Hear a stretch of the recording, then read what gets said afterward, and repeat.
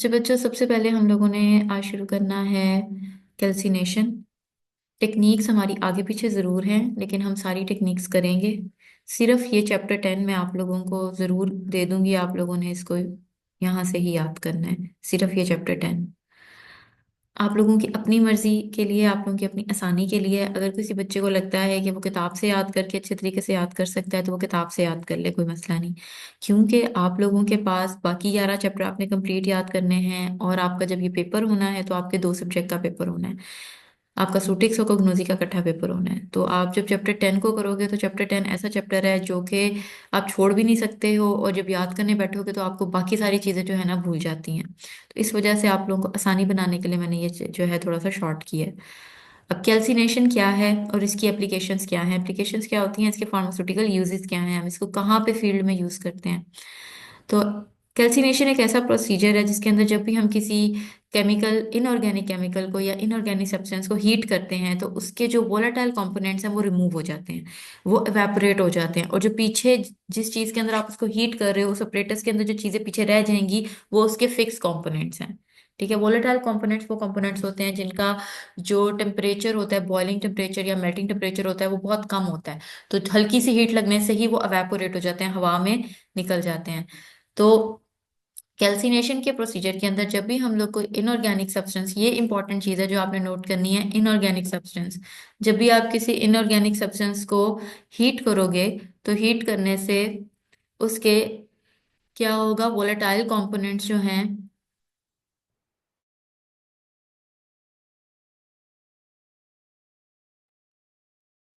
बच्चों हम लोग कैल्सिनेशन पढ़ रहे थे और उसके बाद ये होती कैसे, इसका मैकेनिज्म क्या है। सबसे पहले हम किसी न किसी ऑपरेटर्स के अंदर वो केमिकल लेते हैं, फिर केमिकल को हीट करना शुरू करते हैं किसी भी क्रूसिबल, मतलब किसी ऑपरेटर्स के अंदर जो कि हीट रेजिस्टेंट हो।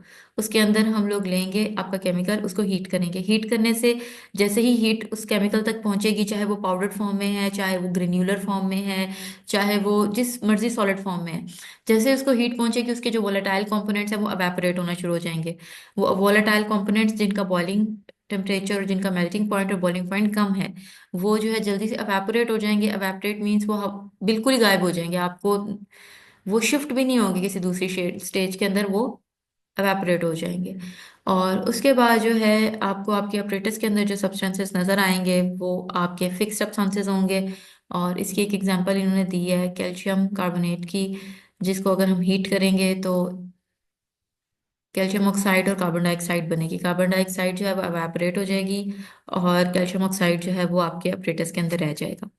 अब हम लोग ये करते क्यों हैं, हम लोग ये इसलिए करते हैं, it is use in purification and separation of certain inorganic substances. कुछ इनऑर्गेनिक सब्सटेंसेस हैं, उनकी प्यूरिफिकेशन के लिए हम इसको यूज़ करते हैं, और सेपरेशन के लिए, उसको किसी दूसरे चीज़ से सेपरेट करने के लिए। अगर हम लोगों ने जो है फिक्स सब्सटेंसेस को सेपरेट करना है वोलेटाइल सब्सटेंसेस से, अगर हम लोगों को कहा जाए कि इसके अंदर से कोई केमिकल दिया जाए और कहा जाए इसके फिक्स सब्सटेंसेस और वोलेटाइल सब्सटेंसेस को रिमूव कर दें, उसके लिए हम ये यूज़ करते हैं। और प्योरीफाई करने के लिए भी कोई सब्सटेंस है, उसका लिए कहा जाए कि ये इसको आप प्योरीफाई करके दें, इसके अंदर से बाकी तमाम चीज़ें रिमूव कर दें, उसके लिए भी हम ये टेक्निक यूज़ कर सकते हैं। हर कंपाउंड कैल्सिनेट नहीं होता। वो कंपाउंड जिनके अंदर वोलेटाइल सब्सटेंसेस होते हैं, सिर्फ वो कैल्सिनेशन के थ्रू प्योरीफाई या सेपरेट किए जा सकते हैं। ऐसे कंपाउंड जिनके अंदर वोलेटाइल कंपोनेंट्स होंगे, सिर्फ वही कैल्सिनेट होते हैं। हर इनऑर्गेनिक कंपाउंड को आप कैल्सिनेशन के थ्रू ना प्योरीफाई कर सकते हो ना सेपरेट। ये चीज़ आप लोग को समझनी चाहिए। उसके अलावा इस प्रोसीजर से आप कार्बोनेट को, conversion of carbonate to oxides, ये देखो आपने कैल्शियम कार्बोनेट को कैल्शियम ऑक्साइड के अंदर कन्वर्ट किया है। In gravimetric analysis, gravimetric analysis में बच्चों हम लोग एक चीज की नॉन कंसंट्रेशन देख के दूसरी चीज की अननोन कंसंट्रेशन को फाइंड आउट करते हैं। ये कैसे कर रहे हैं, क्यों कर रहे हैं, इसको हमें डिटेल में पढ़ने की जरूरत नहीं। बस ग्रेविमेट्रिक एनालिसिस क्या होता है कि एक टेक्निक, एक चीज हमें दी जाती है और उसकी हमें सारी कंसंट्रेशंस बताई जाएंगी, उसका मास, उसका वॉल्यूम, ईच एंड एवरीथिंग, उसकी नॉर्मेलिटी, उसकी मोलैरिटी, हर चीज़ बताई जाएगी। और एक अननोन चीज़ की हमसे पूछी जाएगी कि उसको, जो नोन है, जो आपको पता है, उसको उसको यूज़ करते हुए अननोन का पता लगाएं। तो ये ग्राविमेट्रिक एनालिसिस है। ये कैल्सिनेशन का पूरा क्वेश्चन हो गया। नेक्स्ट आप लोगों का क्वेश्चन आता है सेंट्रीफिकेशन का। सेंट्रीफिकेशन के अंदर हम क्या करते हैं, हम किसी भी लिक्विड सोल्यूशन या लिक्विड चीज को लेकर उसको जो है वो राउंड एंड राउंड सर्कुलेट करते हैं, राउंड एंड आउट घुमाते हैं। ठीक है। जब हम इसको जो है किसी एक स्पेसिफिक वेलोसिटी के साथ, एक स्पेसिफिक स्पीड के साथ घुमाएंगे, तो क्या होता है, उस लिक्विड के अंदर से जो लाइटर कंपाउंड्स होते हैं और जो हैवियर कंपाउंड्स होते हैं वो अलग अलग हो जाते हैं। इसकी जो बेस्ट एग्जांपल है वो हमारे घरों में जब लस्सी बनती है, तो उसमें जब उसको फेंटा जाता है, या अब तो पता नहीं क्या तरीकेकार हैं, अब तो मशीनरी और इलेक्ट्रॉनिक्स की मदद से यूज कर लेते हैं, पहले मैदानी को यूज करके बनाया जाता था। तो उससे क्या होता था कि जब आप उसको राउंड एंड राउंड घुमाते हो रेवोल्यूशंस में, तो क्या होता है, गोल गोल घुमाने की वजह से उसके जो लाइटर पोर्शन है, जो मक्खन होता है, वो ऊपर आ जाता है, और हैवियर कंपाउंड्स जो होते हैं वो नीचे चले जाते हैं। और ये होता कब है, जब आप एक स्पेसिफिक एंगुलर वेलोसिटी या स्पेसिफिक स्पीड के साथ उसको घुमाते हैं। तो the process of separating lighter portion of a liquid mixture suspension from a heavier portion by centrifugal force, वो फोर्स जो कि उस स्पेसिफिक चीज को घुमाती है, that is centrifugal force. Centrifugation के अंदर सेंट्रीपिटल फोर्स और सेंट्रीफ्यूगल फोर्स आप लोगों ने 9th 10th के अंदर फिजिक्स में भी पढ़ा हुआ है, कि जब भी हम किसी चीज को गोल दायरे में या सर्कल में घुमाते हैं तो सेंट्रीपिटल फोर्स उसके ऊपर अमल करती है, और सेंट्रीफ्यूगल फोर्स भी अमल करती है। सेंट्रीपिटल फोर्स उसे गोल दायरे में घुमाती है, सर्कल में घुमाएगी, और सेंट्रीफ्यूगल फोर्स उसे उसे रिपल्स करती है, उसे उस मोशन को कंटिन्यू करने से रोकती है। तो सेंट्रीफ्यूगेशन जो है उसका डिपेंड करता है आप कितनी स्पीड से उसको कर रहे हो, रेवोल्यूशंस पर मिनट, एक मिनट के अंदर कितनी दफा उसे घुमा रहे हो।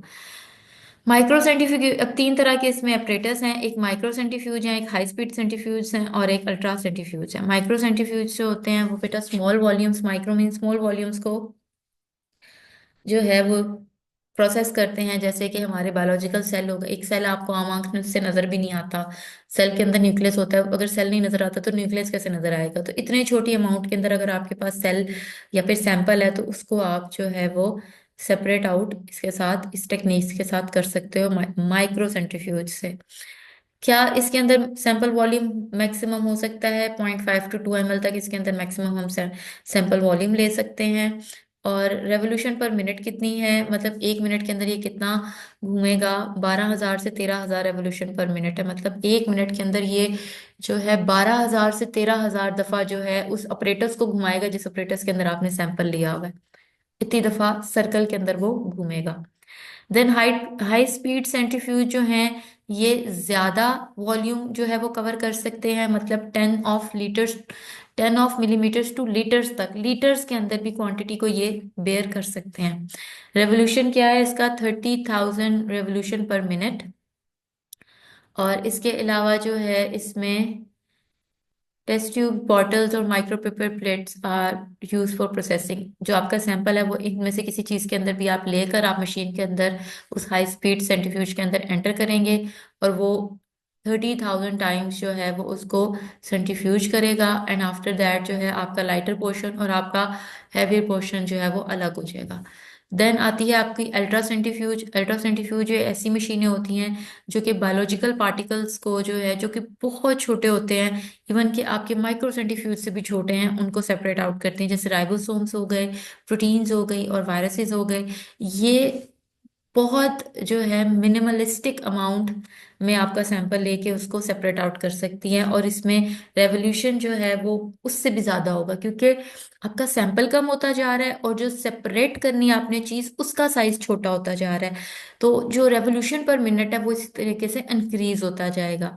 अब हम इस टेक्निक को यूज कैसे करते हैं, चीज़ों को सेपरेट करने के लिए, उसके अलावा जो है मिल्क के अंदर से फैट निकालने के लिए, स्किम मिल्क बनाने के लिए, इसमें भी फैट ही निकाल देते हैं।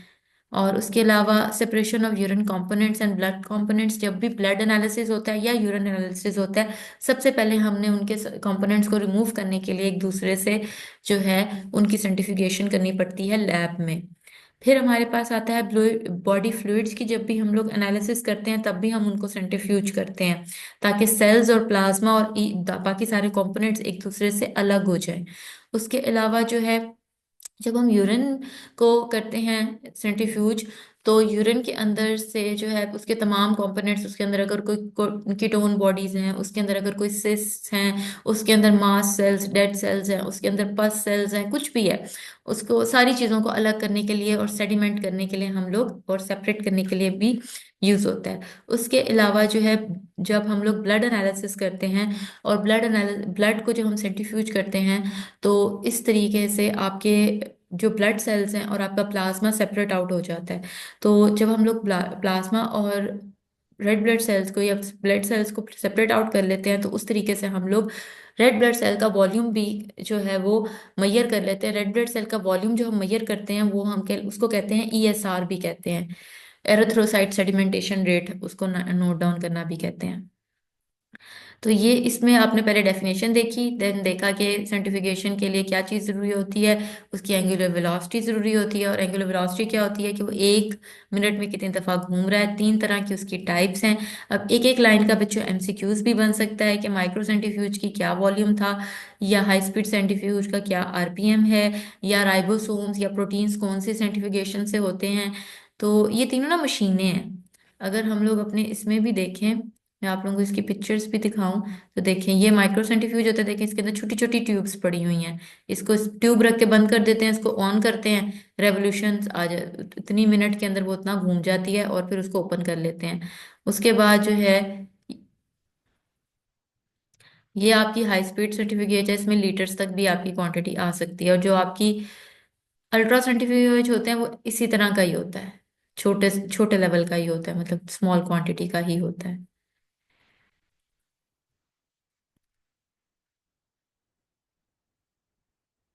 उसके बाद बच्चों, हमारी जो नेक्स्ट टेक्निक है, दैट इज क्रिस्टलाइजेशन। क्रिस्टलाइजेशन के अंदर हम क्या करते हैं, क्रिस्टलाइजेशन के अंदर हम कोई भी सॉलिड सब्सटेंस या लिक्विड सब्सटेंस लेकर, सॉलिड लेंगे तो पहले उसे लिक्विड में कन्वर्ट करेंगे, फिर उसको क्रिस्टल बनाएंगे। और अगर हम लिक्विड लेंगे तो उसको डायरेक्ट हम जो है वो सॉलिड में कन्वर्ट करेंगे। जैसे फर्ज करें आपने, हम लोग आप मैंने आप लोगों को बनानी सिखानी है शुगर क्रिस्टल्स। शुगर क्रिस्टल्स में हम लोग सबसे पहले शुगर लेते हैं, वो सॉलिड फॉर्म में है, उसको उसका एक सब सुपर सेचुरेटेड सोल्यूशन बनाएंगे। सुपर सेचुरेटेड सोल्यूशन क्या होता है, एक ऐसा सोल्यूशन होता है जिसके अंदर मजीद सोल्यूट हल ना हो, और सोल्यूट इतना आप डाल दो कि वो नीचे बैठना शुरू हो जाए पेंदे में। जैसे आपने जब भी शुगर का सोल्यूशन बनाया, आपने पानी एक स्पेसिफिक अमाउंट में लिया। अब आपने पानी नहीं बढ़ाना, आपने पानी स्पेसिफिक अमाउंट में ले लिया, फर्ज करें आपने 10 ml ले लिया।